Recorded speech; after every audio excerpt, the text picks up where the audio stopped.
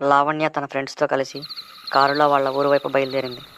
కారును ఆమె ఫ్రెండ్ రఘు నడుపుతున్నాడు. ప్రయాణం నిశ్శబ్దంగా సాగుతుంది. ఎవరూ పెద్దగా మాట్లాడుకోవడం లేదు. కారు విండోలో నుంచి వెలుతురు తక్కువైన ఆకాశాన్ని చూస్తూ లావణ్య తనలో తాను ఆలోచిస్తుంది. వాళ్ళ తాతగారు ఇక లేరు అన్న విషయం ఆమె గుండెల్లో భారం పెంచింది. ఆమె బాల్యం నిండా తాతగారి జ్ఞాపకాలే. చెట్టు కింద కూర్చొని ఆమెకు చెప్పిన కథలు, తాతగారి మృదువైన స్వరం, ఊరి రహదారుల పక్కన వాళ్ళిద్దరూ కలిసి వేసిన అడుగులు, ఇవన్నీ ఇప్పుడు తడిచిన భావాల్లా ఆమెలో మెరుస్తున్నాయి.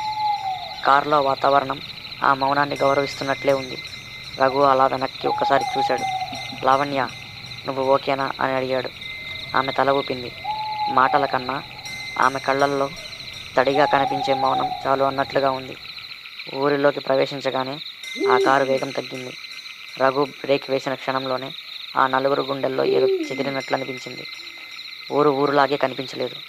రోడ్డు పక్కన ఉన్న పెద్ద వృక్షాలు ఎండినట్టు, గాలి విరబూస్తున్నట్టు, ఆకాశం కిరణాలు కోల్పోయినట్లు, సాధారణంగా వీధుల్లో పరుగులు తీసే పిల్లలెవరూ కనిపించలేదు. చుట్టూ నిశ్శబ్దం అలుముకుంది.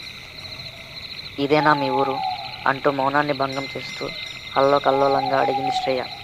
లావణ్య నిశ్శబ్దంగా తల తిప్పి చుట్టూ చూసింది. తాతగారి ఇల్లు కొంచెం దూరంలోనే కనిపించడంతో లావణ్య మౌనంగా కారు నుంచి దిగి నెమ్మదిగా ఇంటి వైపు నడిచింది. ఒక్కో అడుగు ఆమె గుండెల్లో గంభీరంగా మారుతుండగా ఇంటి గుమ్మం చెంత బంధువుల గళాలు వినిపించాయి. ఇంట్లోకి అడుగు పెట్టగానే మధ్య గదిలో చెల్లిపోయిన నిశ్శబ్దం. ఎటు చూసినా తాతగారి జ్ఞాపకాలే. బల్ల మీద శవపేటిక, పక్కన బంధువులు, వాళ్లలో కొంతమంది మొహాలు గంగా నదిలా బిగుసుకుపోయి ఉన్నాయి. లావణ్య మౌనంగా నడిచి వెళ్ళి తాతగారి పాదాల దగ్గర కూర్చుంది. ముట్టుకోగానే చలిని అనుభవించింది. ఒక్క క్షణమంతా ఊహలా మారిపోయింది. ఆమె గుండెల్లోని మాటలు కన్నీటి దారులుగా బయటకు వచ్చాయి. తాతని చివరిసారిగా చూడాలన్న ఆమె ఆశను ఊరిలోకి తెచ్చిందనిపించింది. ఇంట్లో వాళ్ళ దగ్గరికి వచ్చి ఓదార్చారు.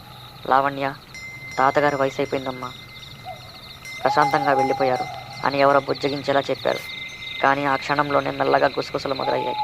అయ్యో, అయ్యగారికి దారుణంగా మరణం వచ్చిందన్నారు. చూపలేని దెబ్బలు ఉన్నట్లుగా చెబుతున్నారు. అది గుండెపోట లేక ఇంకేదైనా? ఆ మాటలు విన్న లావణ్య, రఘు, శ్రేయ మరియు మనోహర్ ఒక్కసారిగా కళ్ళల్లో నుంచి ఒక చలికి తట్టినట్టు అయిపోయారు. ఏదో కాస్త తడిగా గాలిలో తేలిన మాటలు, కానీ భయానకంగా వినిపడ్డాయి. లావణ్య గదిలోకి వెళ్ళింది. ఒక పక్క టేబుల్ పైన ఉన్న ఫైల్ మీద ఆమె దృష్టి పడింది. అది పోస్ట్ మార్టం రిపోర్ట్. ఆమె చేతులు వెచ్చగా వణుకుతూ దానిని తీసుకొని చదవసాగింది. కాస్త నిశ్శబ్దం తర్వాత ఆమె శ్వాస ఆగినట్టయింది. ఆ ఫైల్స్ చదివిన తర్వాత ఆమె కళ్ళు విపరీతంగా విస్తరించాయి. తాతగారికి శరీరంపై గాయాలు ఉన్నాయట.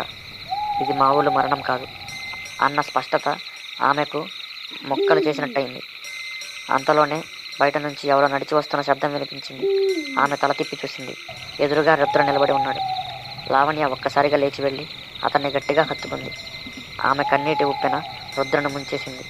రుద్ర తన ఏమీ మాట్లాడకుండా ఆ మౌనభరిత క్షణంలో ఆమెను తన చేతుల్లోకి తీసుకొని ఓదార్చాడు.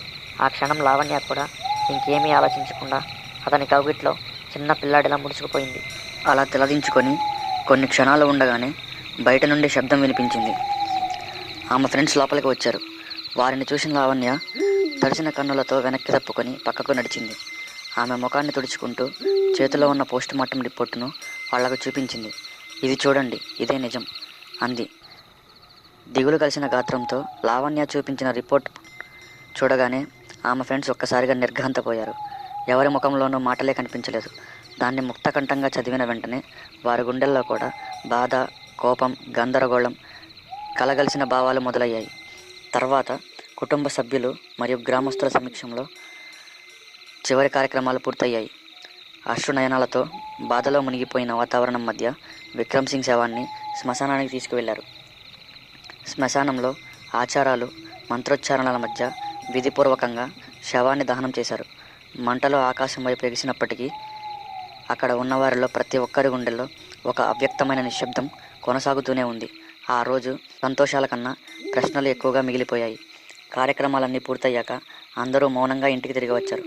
ఎవరి మనసులో వారికి తెలియని భావోద్వేగాలు. ఇంటి వద్దకు వచ్చిన ఒక్కొక్కరిగా కాళ్ళు కడుక్కొని లోపలికి అడుగు పెట్టడం మొదలుపెట్టారు. అది గమనించిన శ్రేయ కాస్త ఆశ్చర్యంగా ఫ్రెండ్స్ని చూసింది. అరే, నేను చాలా ప్లేసెస్లో ఇలా చూశాను. శ్మశానం నుంచి వచ్చిన వాళ్ళు ఇలాగే కాళ్ళు కడుక్కొని లోపలికి వెళ్తారు. కానీ ఎందుకు చేస్తారో ఇప్పటికీ అర్థం కాదు. దానికి ఏమైనా కారణాలు ఉన్నాయా అని ప్రశ్నించింది.